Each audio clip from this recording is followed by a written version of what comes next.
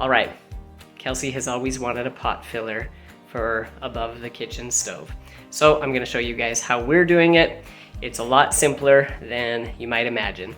So we're gonna show you each step along the way. I'm gonna show you kind of the prep work that I've done just really quickly, and then we'll get into using the SharkBite fittings for the plumbing.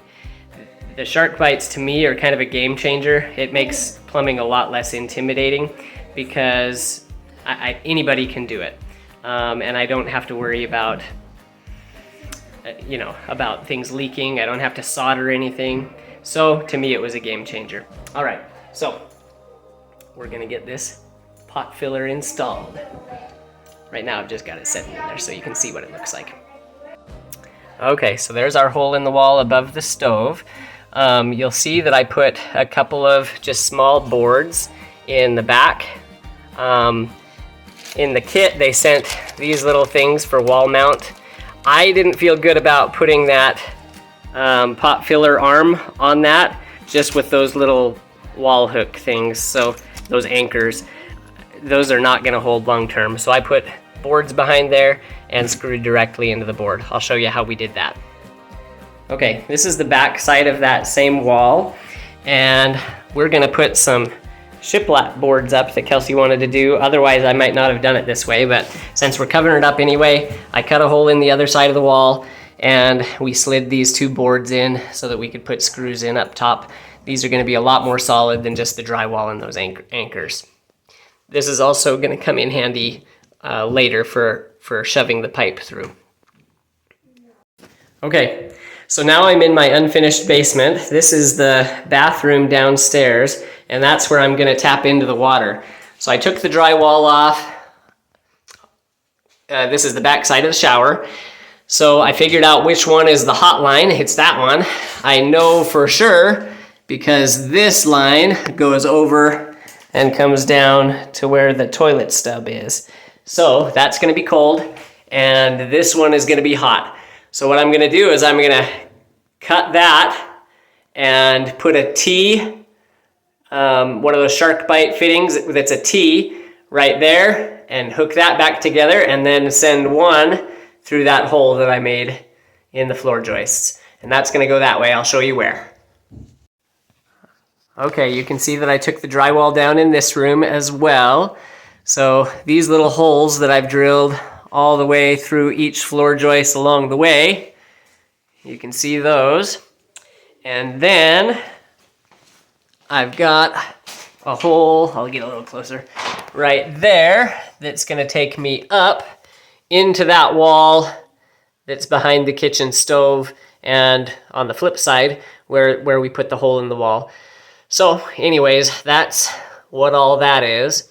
And we'll go ahead and start putting stuff together. I'll show you the steps. It's easier than you think.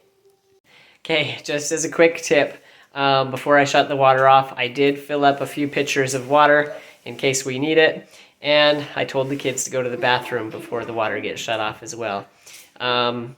Hopefully this won't be necessary, and hopefully it'll go quick and I won't need to leave the water off for very long.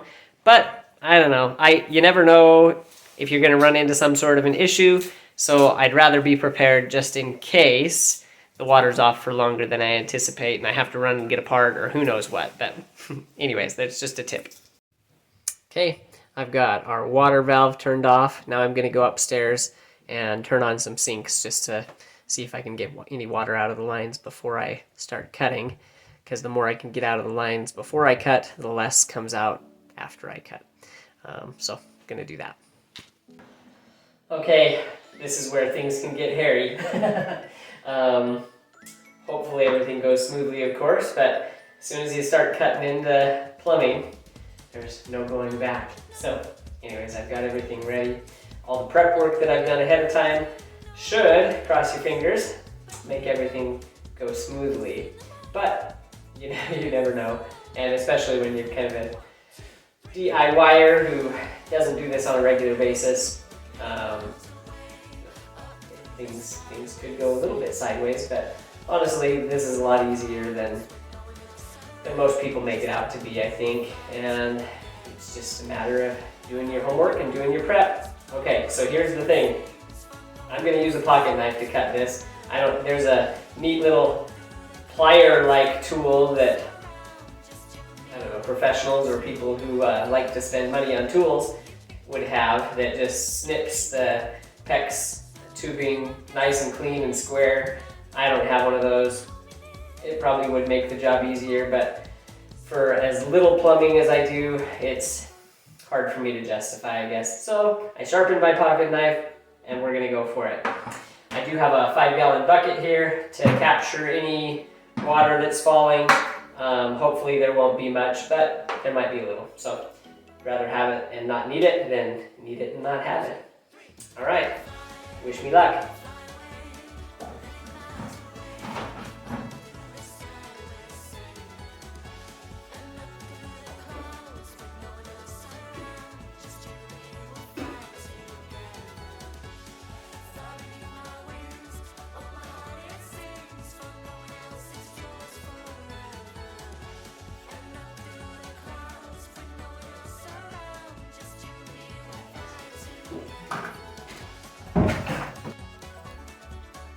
Okay, so we've got the pipe cut up there.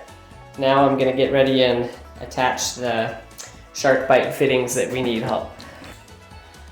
Okay, so I'm only gonna show this part once, but I am gonna do it each time.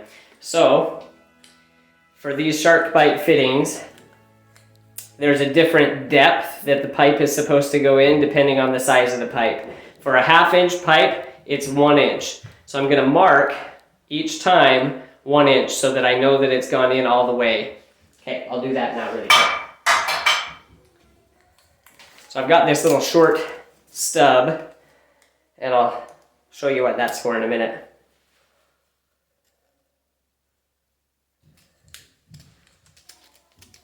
What the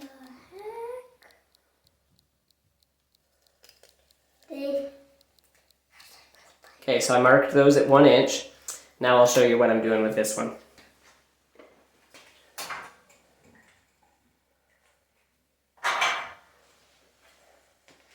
Okay, I wanted to install a valve, a shutoff valve, so that if anything ever went wrong with the pop filler, like it started leaking, I could come down and shut it off.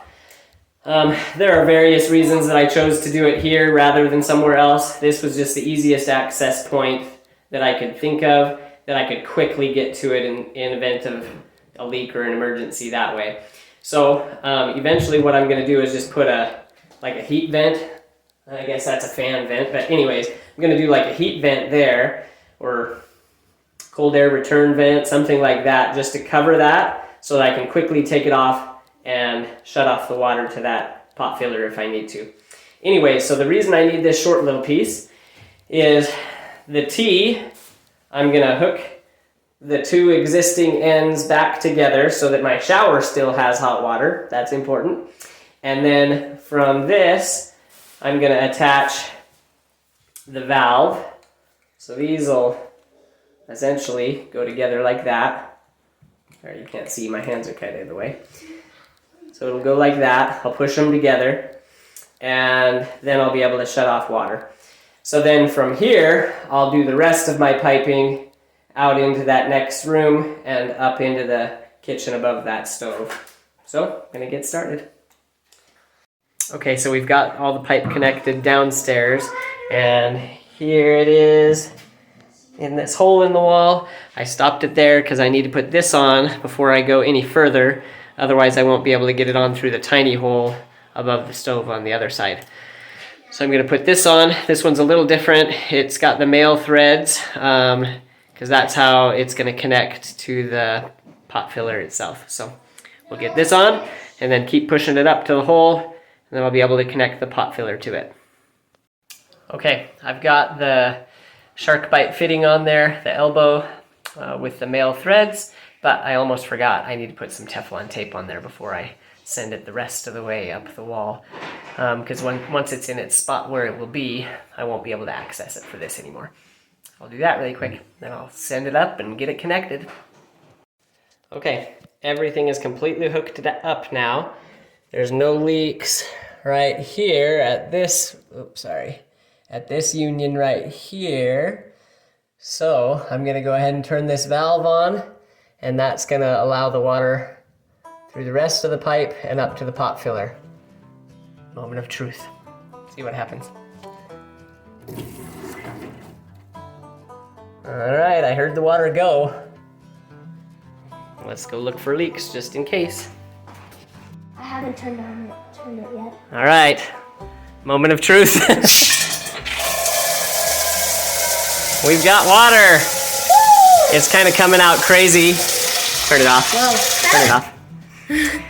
The reason it was coming out so crazy is because we had to take the little filter cap out. The direction said to do that. Whoops, I lost the filter. Anyways, Shout out too. yeah, to take that out so that it doesn't get clogged up with any debris that was in the pipe. So we'll run it for about a minute and then put the filter back on.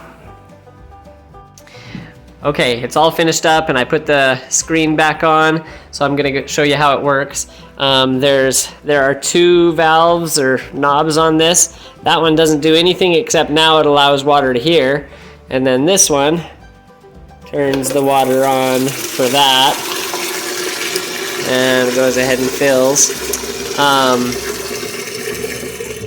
So we're planning on just shutting both off, mostly, I don't know, as a prevention to keep our kids from accidentally turning it on, I guess. But anyways, works great. Super happy with it and glad to have it finished. So that'll be a nice addition to the kitchen. Okay, feel like a successful day's project. Feeling pretty good about it. It's nice, it swings the whole range of the stove so we can get any pot, anywhere.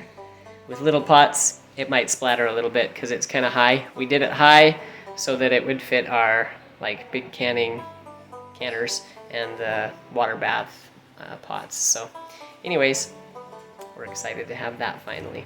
Kelsey wanted it when we built the house, but wasn't in the budget. Now we did it ourselves. Look at this mess the boys have been making since I was working. Yeah, they've been splitting wood for, I don't know, probably 4 or 5 hours. They've been doing a great job. Anyways, now we're all full again and we've got a bunch out in the shed. You gotta clean it.